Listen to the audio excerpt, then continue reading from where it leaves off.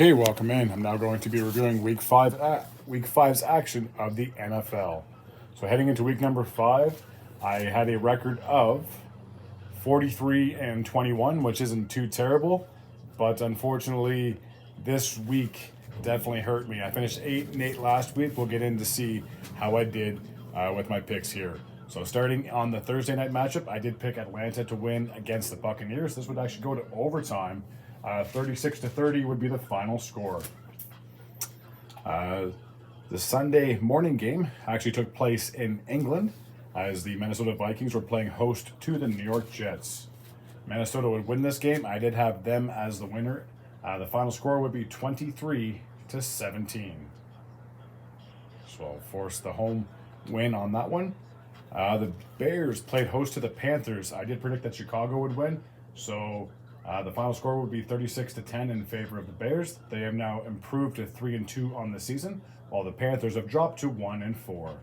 I should have also mentioned that the Jets are now 2-3 after the loss. Minnesota is still undefeated, 5-0. The Atlanta Falcons and Buccaneers have the identical record at 3-2. Alrighty, here's where I start taking a few L's. The Cincinnati Bengals played host to the Baltimore Ravens. I thought that after winning last week in week 4, the Bengals would be able to go on a bit of a winning streak. Unfortunately, it was not meant to be. A wild game, 41-38 would be the final score. Cincinnati is now sitting at 1-4, while the Ravens are on a 3-game winning streak. They are sitting at 3-2 after this game. The New England Patriots played host to the Miami Dolphins. I thought because the Dolphins played so poorly in week 4 that the Patriots would be able to secure a win. Unfortunately, it was not meant to be. 15-10 would be the final score, a very low scoring game. And the Dolphins got back in the win column. They're now sitting at 2-3, while the Patriots dropped to 1-4.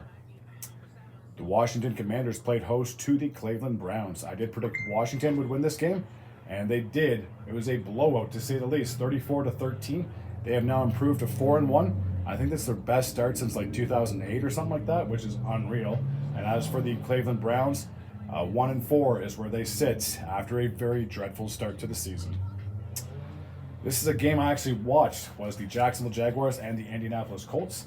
I did predict that Indy would win this one, and this was a hell of a game. If you didn't watch this, you really missed out, as both the Colts and Jaguars, and I'll also mention that the Ravens and Bengals game was absolutely crazy, especially when it came to the fourth quarter. There was so many touchdowns, so much scoring in the fourth quarter of both these games, respectively.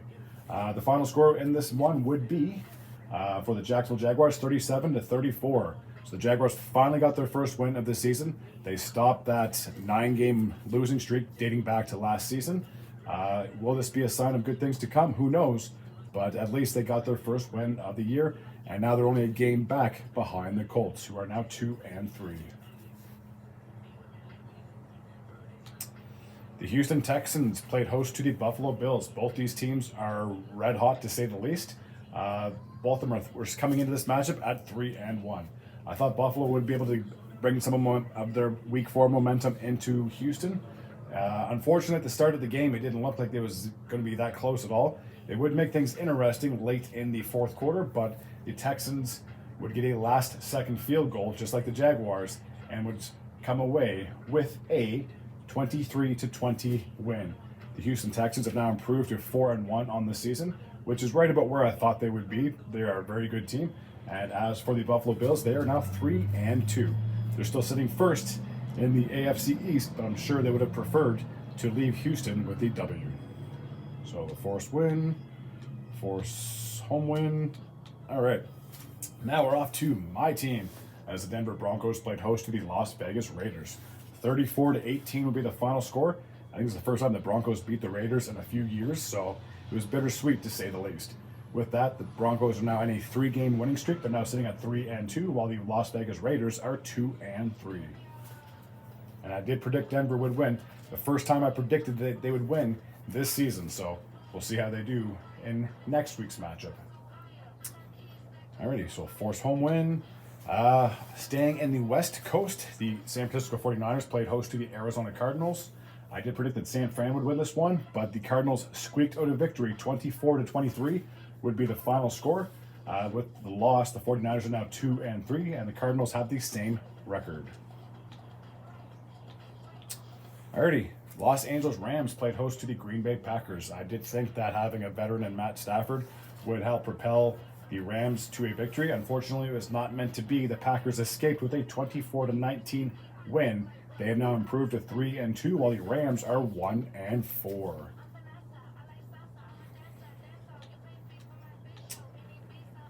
The Seattle Seahawks played host to the New York Giants, and this was an upset to say the least, as I did predict that Seattle would win. Unfortunately, it was not meant to be. 29-20 would be the final score in favor of the New York Football Giants. The Giants are now sitting at 2-3, and despite the loss, the Seahawks are still 3-2. Alrighty, the Sunday night matchup took place in Pittsburgh, as we had the Pittsburgh Steelers played host to the Dallas Cowboys. I did predict that Dallas would get the win, and this was close. 20-17 would be the final score in favor of the Cowboys. They are now sitting at 3-2, and after the loss, the Steelers have the same record. And now Monday's game took place in Kansas City as the Chiefs played host to the New Orleans Saints. I did think there would be a slight possibility that New Orleans could go in and possibly upset the Chiefs, but it was not meant to be. The final score, I think, where did I put my phone? It's the only matchup I forgot to write down the score. So while I'm looking up the score, I will force an away win, force an away win, and force a home win. So therefore, I have that all done. Now, let's go take a look and see what the score of this game was. I want to say like 26-13, but it can't hurt to double check. Yeah, I was right, 26-13 in favor of the Chiefs. So the Chiefs, along with the Vikings, are the only two undefeated teams heading into week number 6. And if I'm not mistaken, they both have a bye as well. So both these teams that are undefeated won't be playing again until week number 7. Speaking of byes, this past week, Detroit had a bye. They're sitting at 3-1. The Los Angeles Chargers had a bye. They're sitting at 2-2. The Philadelphia Eagles had a bye as well. They are 2-2. And the Tennessee Titans, who just got their first win in week number 4, are coming off a bye. So they will be, all 4 of those teams will be in action once week number 6 kicks off. Alrighty, that takes care of week 5's action of the National Football League. It's hard to believe we're already over a quarter way through the season already. Time truly does fly by. I guarantee the playoffs will be here before you know it. But until then, we still got 13 more weeks left of football, I should say. And I couldn't be more stoked. So, a quick little recap. I went 6-8 with my week 5 picks. So my overall record now is 49-29. So I'm still 20 games above 500, but I definitely have been struggling the last 2 weeks. Here's hoping I can bounce back in week number 6. Alrighty, that takes care of this week's action. As always, if you're new to this channel and you like this type of content, feel free to hit the sub button. I'd be very grateful and very appreciative. Until next time, and as always, take care.